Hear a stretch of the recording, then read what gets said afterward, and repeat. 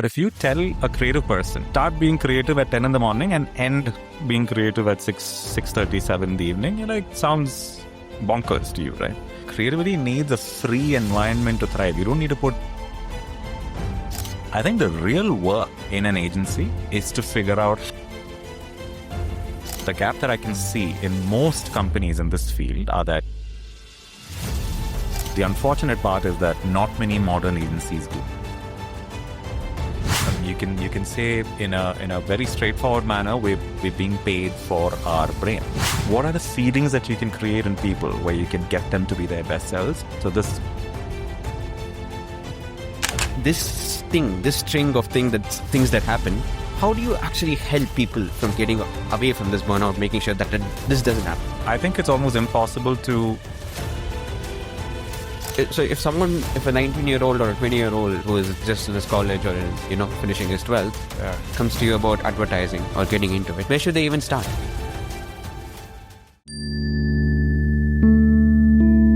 So your dad was in advertising for almost 35 years. So were you always into advertising? Being surrounded by the advertisements, is that always what you wanted to do, or you wanted to do something different? Yeah, my dad has been in advertising as old as I am. So a little more than 35. I'm not going to give you an exact number, but a little more than 35. It is true. He is most definitely the source of my original ambition to be in advertising. I grew up around advertising, so to speak. In fact, I remember when I was little, his office was right on top of where we lived, the first floor of that. So you can say I'd lived inside the agency. I was incubated inside an advertising agency, even at a very young age, right? So it's in me. It's most certainly in me. I've grown up around things lying around the house and his drawings, and he considered himself an artist. So yes, most certainly a significant amount of that was deeply embedded in me as a person and what I had sort of kind of aspired to be. So very much ascribable to him. I wouldn't say I enjoyed it at the beginning. I think I had a very I didn't have, and I think a lot of young folks who join advertising thinking of it originally as this sort of exciting, glamorous field where they get to do things, I think are often in the early years set back by what they actually discover the industry to be, which is a lot of hard work and a lot of yourself being poured into the work. And that can get hard if you're not ready for it. So I was one of those young people. I remember not enjoying it in my first few months, most certainly. It took me a while to discover my own little place in this industry and why I want, and the reasons for which I love it. The reasons are not same for everybody. And so I've had a, I wouldn't say a love-hate, but an on-off relationship with advertising in my early years. And I think that's okay. And I think the love that I have for the industry is now I can sense it to be truly real because I've gone through those ups and downs at the very beginning. So before we go further into about you and what you have done, let's set the basics first. What is an agency? I'm a guy who was coming from an engineering background and I have no clue about what an agency is. So what do you do exactly? Well, the agency business itself is going through a little bit of an identity crisis as we speak. But in short, the word agency loosely can be sort of said to have derived from agent. In about 150 years ago, what an agency looked like was essentially playing the role of an agent between a brand and the media placement, right? And most of the commercial benefit that an agency would make would be through an agent fee, which is a percentage on the amount that the client would spend placing their ad on a media. For example, if let's say one of the big banks wanted to place an ad in a major newspaper 100 years ago, first you would buy that spot on the newspaper, let's say for $100, and being the middleman who arranged that transaction and who sort of created the creative for the ad, the agency as an agent would make a percentage commission on that. So a lot of our commercial model was based on a percentage fee in the very beginning. So you can possibly trace the name back to that word of an agent. I think what the industry that I am in personally with Talented and all our companies is the creative part of what the agency business is. So we're a creative agency. We're a group of creative agencies. We are not on a commission model. We are paid to be creative people for brands, and you can say in a very straightforward manner, we're being paid for our brain and the intelligence that we bring and the creative layer that we can bring. This is generally a short version of What you it can is. say the agency business. Yeah. So also, I read this article of yours where you had just become a CEO at 33, and you expected it to be like the glamorous, the crazy life of Wolf of Wall Street. So did it really actually match the hype, and how did it actually end up? Well, Krishna, I can tell you've done your research because there was one bit of a very small interview somewhere. So well done, firstly. No, but when I said that, I didn't mean I saw the CEO's life as that, as much as I do remember this image of always coming across as the man in charge, and I think that's the template sort of CEO that you're always being shown in pop culture and movies and even in podcasts, right? A lot. I don't think that's the job. I think a lot of the job is taking a back seat, and especially when you have talented people around you. So while yes, my original imagination of the person that I needed to be and the personality that I needed to bring to actually run a company was slightly modeled on the more sort of the flamboyant sort of a leader figure.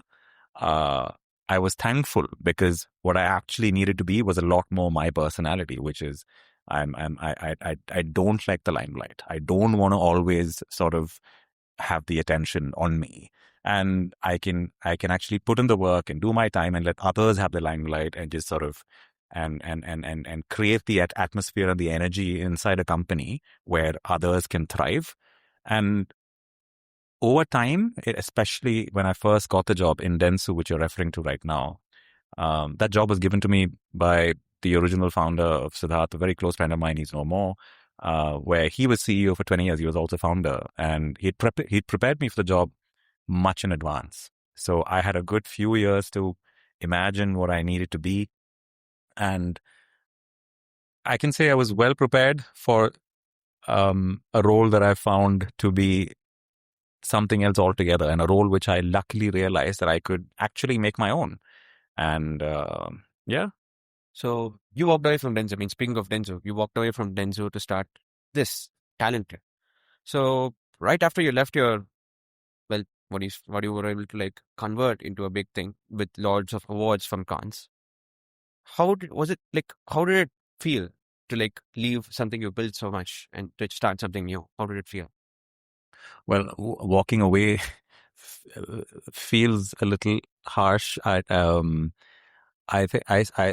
think between my co-founder PG and I, cumulatively, I think we spent about 20 to 23 years there. I'd spent the better part of 12, 13 years in Dentsu and Webchutney originally, and Dentsu acquired us later. And it felt like I grew up there, right? And it's where I learned everything. It's where I made some of my closest met my closest colleagues, and Siddharth was referring to earlier, who then went on to become a very close friend. It's where I met the people, and the people who are also now very much the foundation of Talented, right? I think what you're referring to in terms of Cannes Lions, the award show in 2022. Oh, I'm very thankful for it. I think I'd be lying if I said it didn't have a major effect on the early attention that Talented itself got. You're right. So we left our time with Dentsu ended a few months before the award show itself, but well after the idea that we conceived that won all the awards. That idea was fully live, and we sort of we saw through the execution. We decided to leave much before the award show because we didn't think of that as part of the important work. For us, the work was already done. But lucky for us, I think the after effects of Dentsu rightly winning so many accolades at Cannes, and the after effects of that kind of spilled over onto this new baby that we were building at the same time. And our industry is a very small industry. Everybody knows everybody in advertising and marketing pretty much. So I think we were beneficiaries of the good side effects of those victories at Cannes. Talented got an early acceleration. We didn't have to go outside and hard sell ourselves as much as another young new startup agency would have had to. So those were significant advantages, and I think very thankful for that moment in time and the timing. It all kind of worked out for us. Yeah. So I think you also asked me if how did it feel walking away? Yeah. No, so walking away was a very thoughtful, prepared, timed decision. In fact, I had almost I gave a year's time in terms of first letting them know that I'm planning to exit. And so it felt like it was done the right way. And yeah, I think that the victory was shared between, yes, a lot of the original team happened to end up being in Talented after, but I think both sides handled it very well. So now coming to Talented, you said that the advertising agencies don't know how to handle creative people. So how are we doing differently here in Talented? Man, I think the real issue is creativity and efficiency, or organizing creativity, are at odds with each other, right? Creativity needs a free environment to thrive. You don't need to put more artificial layers of sort of restrictions on me if you want me to be truly creative, right? But at the same time, an agency is a company which needs to be run like a professional organization. Now, the thing is, these two things are at odds with each other, creativity and efficiency, by definition. I think the real work in an agency is to figure out how to find that balance. And I think the gap that I can see in most companies in this field are that work is not, we don't put in that work, right? So I think that's the real tough bit about running an agency. Anyone who cracks that environment is going to thrive. The unfortunate part is that not many modern agencies do. And that's what we're focused on here. I think creative people need less restrictions, more freedom. Their brains need to go to new places to actually come up with ideas and be true creatives. And for that, they need to feel safe and protected in the environment that they are. So what can we do here that gives them sort of a feeling that, hey, you know what? I'm feeling good here. People, I'm respected. I know that I don't have to think of all of the other stuff that bothers me in most other workplaces. I know clearly where I stand in relation to what my manager thinks of me and what my company thinks of me. I'm not always afraid of losing my job. If you make them feel safe, I think that's an incredible environment for creatives to thrive. So a lot of our effort here is to create that sense of safety and feeling good so that they can just be their best selves as creatives. I think that's where we get a lot of things right. So is that why we are like, you're like able to give 20% of your ownership to the agency to the people? So that, I mean, is it, how do you see that as a differentiation to others?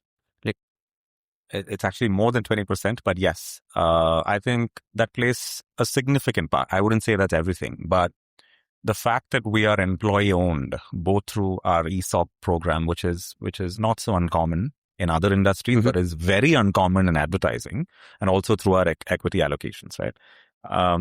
So I think agencies historically have been very founder or top management led, which, in my opinion, it's turned out to be unsustainable. You can't run a good company where it's always only dependent on the very top.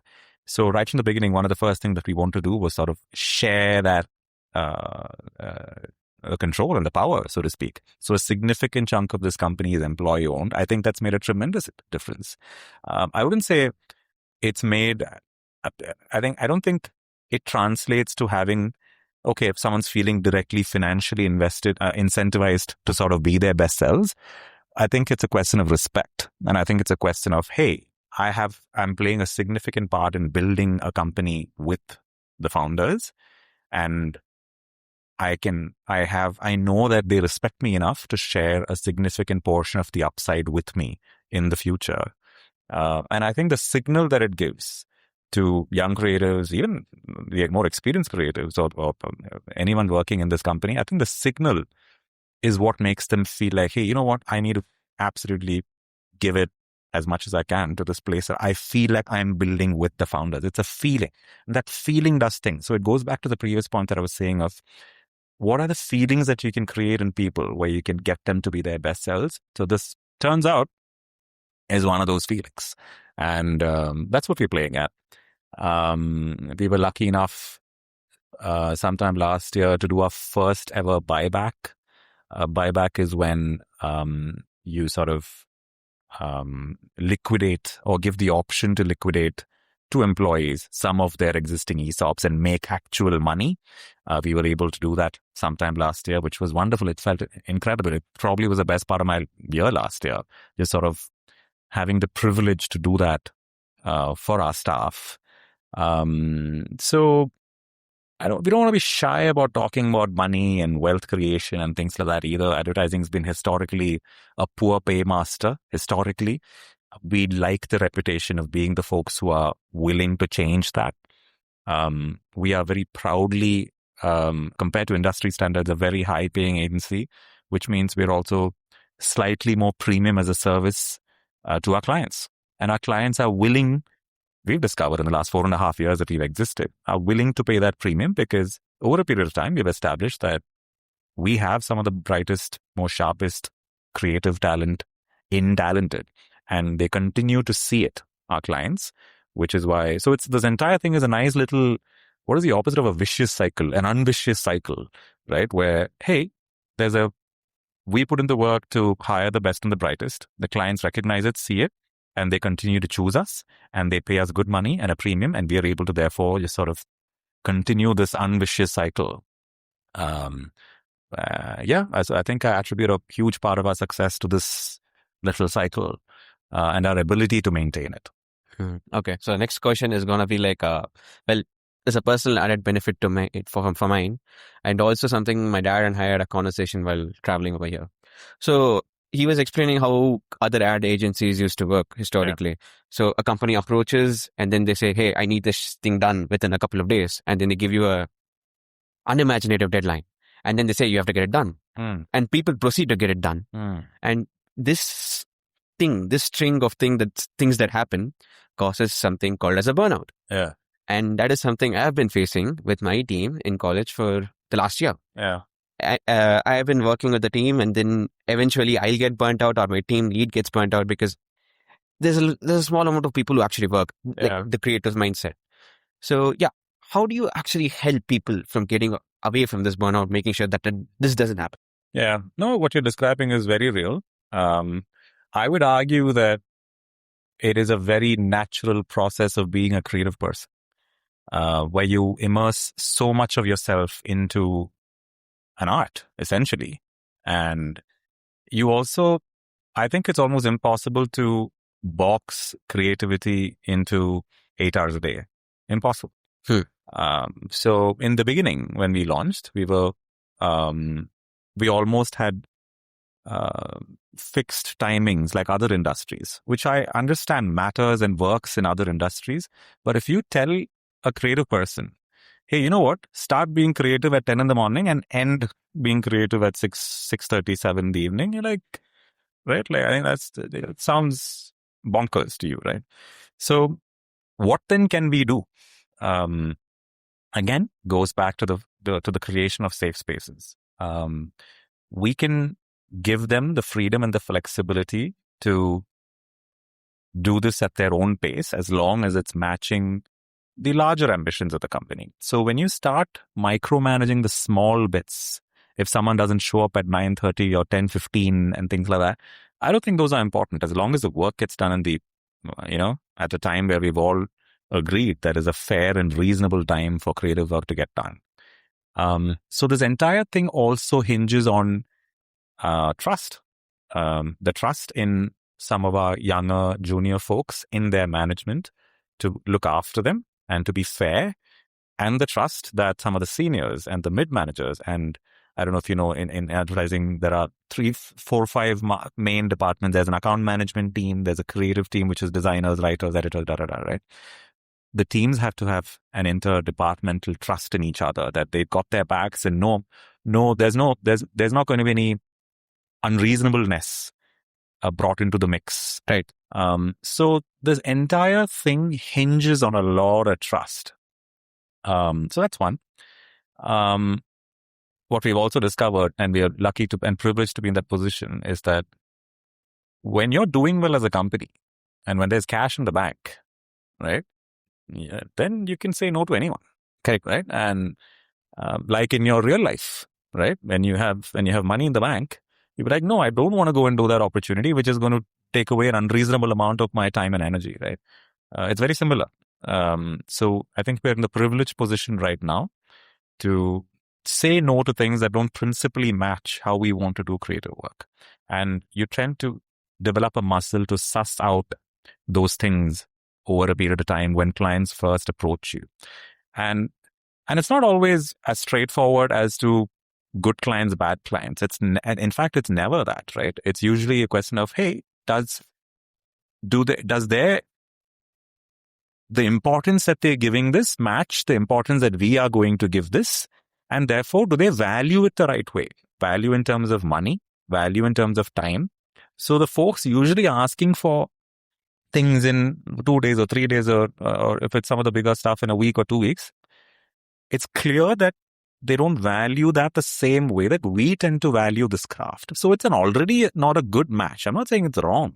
It's not the correct match, because the importance that they have at their end for this service is that in terms of time. So the best thing is to find an agency or a group of people who match that level. So it's not always black or white. It's not right or wrong. I think it's the incentives to get the creative work out need to match. So a lot of this is chemistry between people matching. Mm-hmm. And lucky for us, we found some incredible chemistry with most of our clients who value this work the same way that we value it. And that's the important bit. And once all of this is cracked, I would say tendency to burn out reduces. From an actual advertising professional's perspective, you can also directly sort of point to a feeling of control or not being in control as a reason for burnout. You also tend to feel the burnout more when you feel like, you know what, oh my God, this is not in my control. I can't help it. Someone else is determining the major decisions on this aspect of my life. That can feel ridiculously hard, where you feel like you don't have control over what you're doing in terms of timelines and in terms of the amount of freedom that you have to execute this creative vision, etc. That also adds to burnout, right? So giving people, and again, I'm sorry to keep going back to my safe space sort of analogy again. I think that freedom of feeling like, okay, I am the man or I'm the woman and I'm in control also directly influences burnout. So those are all of the soft work that the management of Talented or the founding sort of, the founders certainly of Talented, that's the kind of work that we have to put in to keep this company thriving. So we're headed to the rapid fire round, and I'll ask like I think 4 questions. A book that you recommend every student should read, must read. I I think everybody should start reading more fiction for what it's worth. I think there's no dearth of non-fiction content in our world today, right? From podcasts to YouTube videos and even books. So I have found myself gravitating more and more towards fiction these days. I think it helps me broaden my brain a lot more than some of the non-fiction stuff does. I especially am tending to veer towards science fiction nowadays. I've also realized in the last few months I've needed to work on my focus, because you tend to give up after 1-2 chapters nowadays, and you could just sit for like hours on end. Book recommendations, man, one of them just became a movie, right? Project Hail Mary, which I absolutely loved when I first read it 4 years ago. Incredible story of when humans and aliens first make contact. It makes you laugh and cry and feel soft and mushy all together. And that was an incredible book. Highly recommended. I think there's another one that I enjoyed a couple of years back, which is the first thing that came to me, which is there's a book called Tomorrow, Tomorrow and Tomorrow, which is another fiction. It's also set in the creative industry. It's in the gaming industry, and it's about a gaming company being built at the equation between the founders, who also have personal relationships with each other. Incredible book, written by Gabrielle Zevin. Yeah, so these two I really enjoyed. So please read more fiction, broaden your brain that way. There's no dearth of non-fiction, self-helpish content anyway in the world. So, yeah. Okay, so one daily habit that changed the way you do things in your career. Nothing that I can directly attribute anything to, but I was just talking to someone yesterday about, I think the best thing that I have realized I do for myself is go on incredibly long walks. I'm lucky to live between 2 cities, and so my routines are very different in both cities, but I think the consistent thing that I have is I love the long walks. In Bangalore, I live very close to Cubbon Park as well, which is a blessing. So long walks, sometimes with AirPods, other times not. I think often gives me, that's where some of my best ideas come from. It's where I tend to give myself or show the patience to myself to think through things and my sort of daily decisions and how I was with, let's say, people that day, and it just gives you perspective. I think so. Most of my walks are sometimes actually even in the middle of the day, right? And I think I wouldn't say it's directly helped my career. I think it's helped me as a person. So, yeah. A brand that you look up to? I like the modern breed of Indian brands that are clearly being built as global brands. And while also very good at what they actually do, and it's not just like a packaging glow up, right? For example, I don't know if you've heard of this chocolate brand. I eat chocolates every day. I'm a sucker for this brand called Manam Chocolate. They're a Hyderabad-based company. Incredible on craft. You can tell that they know what they're doing. Incredible as a brand. Their content is delightful on the internet. Manam Chocolate. I'm a daily consumer. I like the story that they want their consumers to be immersed in, and I feel like I'd be a champion for that brand and how they just generally show up in the world. And I can tell that they are going to be a wonderful international brand Mm-hmm. over a period of time. So Manam Chocolate is one. I mean, similar. I mean, to lesser extent, but similar sort of template, right? Like I was in Dubai a few weeks back, and I saw Subco, the coffee brand, and it was an incredible feeling seeing Subco in another country. And so that was great. I think they're doing a very design forward brand who are also good at the craft of what they actually do. A brand that I don't use, and I'm not necessarily my aesthetic, but I think Gully Labs, the shoe brand, is doing an incredible story of, again, incredible they're showing up in the world the right way and they're trying things, and it's almost like India to the world. And I know that they're trying to sort of get into the Western market. I think these are all incredible Indian stories of people who are actually good at what they do, and not just the sort of, okay, I've got like little high aesthetic sort of packaging and just the product is shit, right? So I think I respect these guys. I think they're doing a very good job. Okay, so as we come towards the end of the show, the final question. A lot of students are getting freaked out about AI and what it could do to their career. I mean, personally for me also. Yeah. And you think AI is a way to like fast forward your work. Yeah. So how do you so if a 19-year-old or a 20-year-old who is just in his college or is, finishing his 12th, comes to you about advertising or getting into it, where should they even start? Yeah. No, I mean, I disagree slightly. I don't think AI is a way to fast forward everything for a young sort of person who yet to start their career, true professional career like you. I think it's an incredible amplifier, right? But I think if one uses it to fast forward their thinking or to automate their thinking, I think that's more disruptive than not for our industry. In a lot of other industries, that may be useful. Consulting, for example, it may be useful to outsource your thinking to AI. But in the creative industry, you will get found out, right?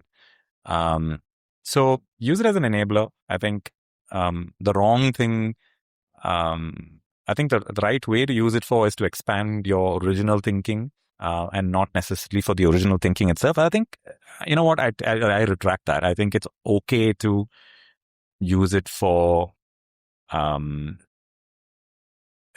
across a brainwave. Well, this is not really a brainwave. You're outsourcing a brainwave, right? I think it's okay for thought starters to be to come out of AI. I think advertising will find you out if you over dependent on your craft being AI first, especially writing. I think designers have a little bit more leeway getting away than I think, and I wouldn't fault that either. I think what it's done to our industry though is slowly at least getting agencies like us to rethink the role of different kind of teams. I think, in fact, one of our companies, our fourth company, it's called Marketing Stack. It's run by these brilliant young, it's a 25-year-old and a 26-year-old, I want to say, Varun and Namrata, brilliant, sharp young people.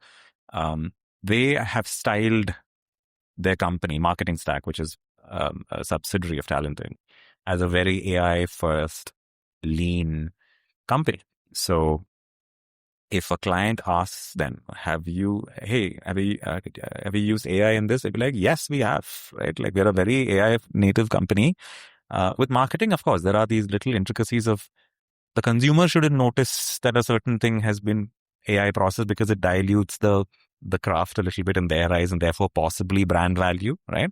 So as long as it doesn't reach those spaces, I think agencies should embrace the opportunity for speed and efficiency in a lot of areas. I don't think it ever comes at the cost of human capital. I think we will see that settling into a space over the next few years where we rediscover the brilliance of humans once again. We're certainly betting on that. So for a young person, I mean, I'm sorry, I'm digressing, but to a young person starting their career, I think